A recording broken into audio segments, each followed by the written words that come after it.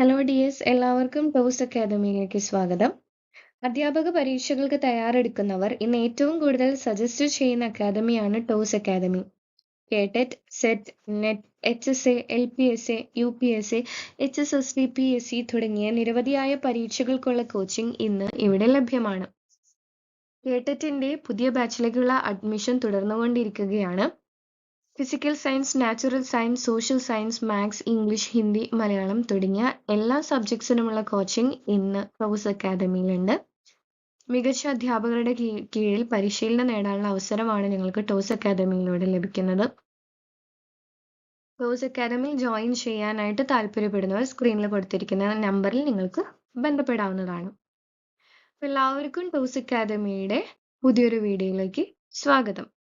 ഇന്നത്തെ വീഡിയോയിൽ നമ്മൾ ഇവാലുവേറ്റ് ചെയ്യാൻ പോകുന്നത് കേടെറ്റ് സിലബസും അതുപോലെ ഇക്കഴിഞ്ഞ കേടെറ്റ് എക്സാമിന്റെ പാറ്റേണും ആണ് നമ്മൾ നോക്കുന്നത്. അതായത് കേടെറ്റ് സിലബസ് അനുസരിച്ചിട്ട് ഒരു ചാപ്റ്ററിൽ നിന്ന് എത്ര ക്വസ്റ്റ്യൻസ് ഏകദേശം നമുക്ക് ഇക്കഴിഞ്ഞ എക്സാമിന് വന്നു, ഇനി അങ്ങോട്ടുള്ള എക്സാമിനും എങ്ങനെയൊക്കെ ആയിരിക്കും വരാം എന്നുള്ള കാര്യങ്ങളാണ് നമ്മൾ ഈ ഒരു വീഡിയോയിലൂടെ നോക്കാനായിട്ട് പോകുന്നത്.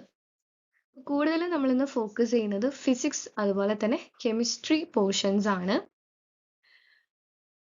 അപ്പോൾ ഫിസിക്സിന്റെ സിലബസ് നോക്കിക്കഴിഞ്ഞാൽ സ്റ്റാർട്ട് ചെയ്യുന്നത് വേവ് മോഷൻ എന്ന് പറയുന്ന ചാപ്റ്ററിൽ നിന്നാണ്. സ്ക്രീനിൽ കൊടുത്തിരിക്കുന്ന കാര്യങ്ങളാണ് ഈ വേവ് മോഷനിൽ വരുന്നത്. അപ്പൊ ഇതിൽ പ്രധാനമായും നമ്മൾ നോക്കേണ്ട കാര്യം എന്താണെന്ന് വെച്ചാൽ സൗണ്ട് ആയിട്ട് ബന്ധപ്പെട്ട കാര്യങ്ങൾ, അതായത് ഫ്രീക്വൻസി, വേവ് ലെങ്ത്, പിച്ച്, അതുപോലെ ഇലക്ട്രോ മാഗ്നറ്റിക് വേവ്സിനെ കുറിച്ചിട്ടുള്ള കാര്യങ്ങൾ, എക്കോ എന്താണ്, ബീറ്റ്സ് എന്താണ്, ഡോപ്ലർ എഫക്റ്റ് എന്താണ്, സോണാർ എന്താണ് തുടങ്ങിയ കാര്യങ്ങളൊക്കെ ഒന്ന് നോക്കി വെക്കാം. ഇപ്പോൾ ഈ കഴിഞ്ഞ എക്സാമിന് ഈ ഒരു ചാപ്റ്ററിൽ നിന്നും 2 ക്വസ്റ്റ്യൻസ് ആണ് ഉണ്ടായത്. അത് കൂടുതലും വേവ് ലെങ്ത്തും ഫ്രീക്വൻസിയും വെലോസിറ്റിയും തമ്മിൽ കണക്ട് ചെയ്യുന്ന ഒരു ഇക്വേഷൻ ഉണ്ട്. ആ ഇക്വേഷനെ ബേസ് ചെയ്തിട്ടുള്ള പ്രോബ്ലംസ് ആയിരുന്നു ചോദിച്ചത്. ഓക്കെ, ഇനി അടുത്ത ഏറ്റവും ഇമ്പോർട്ടൻ്റ് ആയിട്ടുള്ള ഒരു ചാപ്റ്റർ ആണ് ലൈറ്റ് എന്ന് പറയുന്ന ചാപ്റ്റർ. ഒത്തിരി കാര്യങ്ങൾ ഈ ഒരു ചാപ്റ്ററിൽ നമുക്ക് പഠിക്കാനുണ്ട്.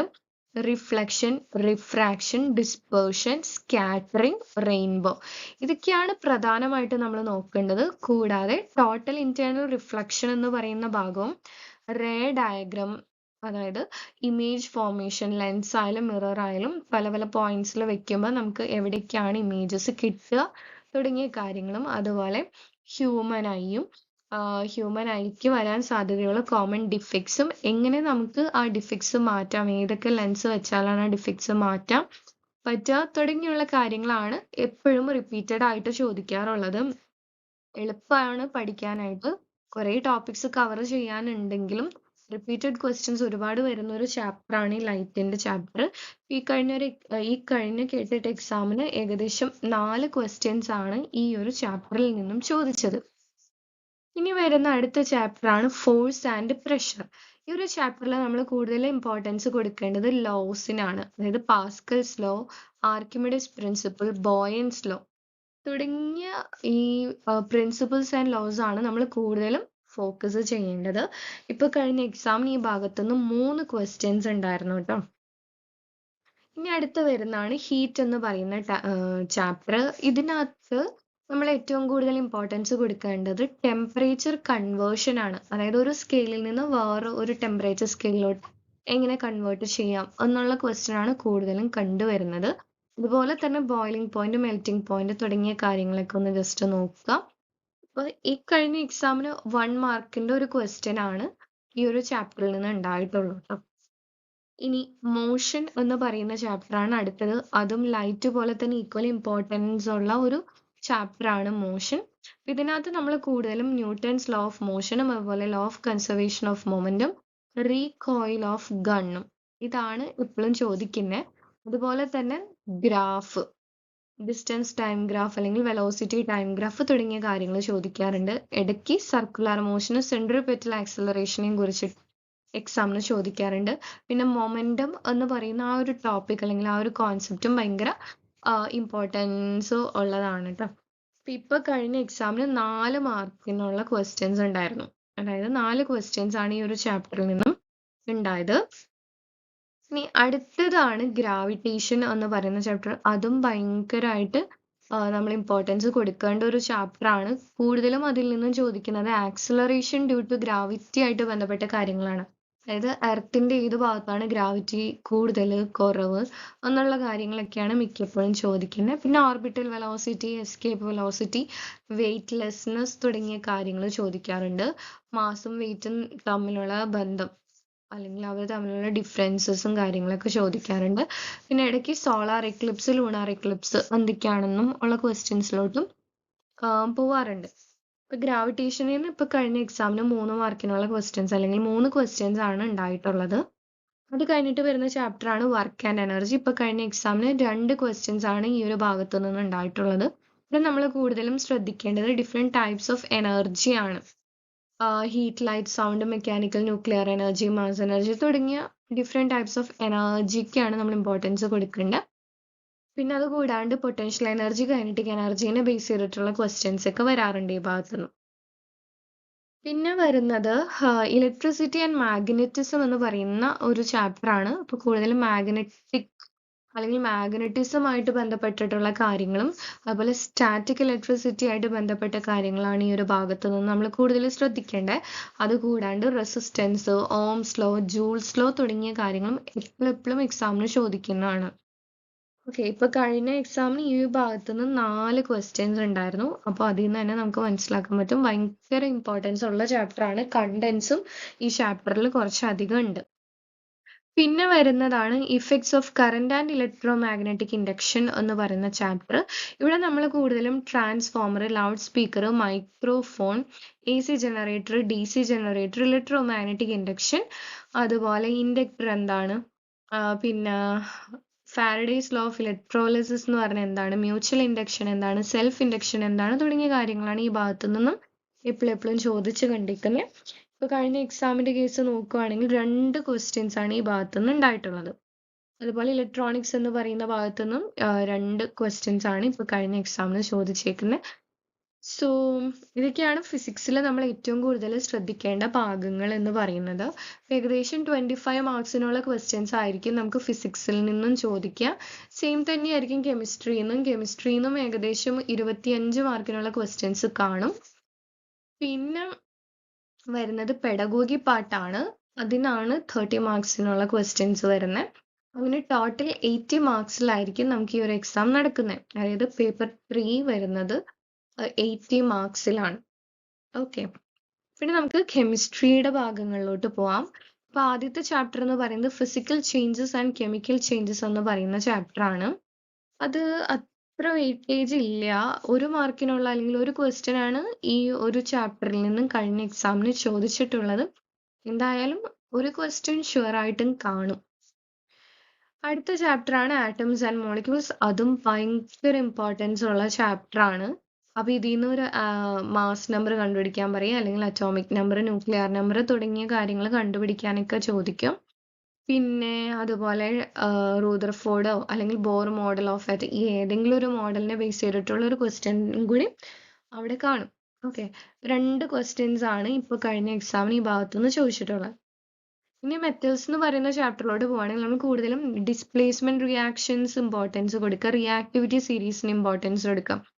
ഇതൊക്കെയാണ് മെയിൻ ആയിട്ട് ചോദിക്കുന്നത്.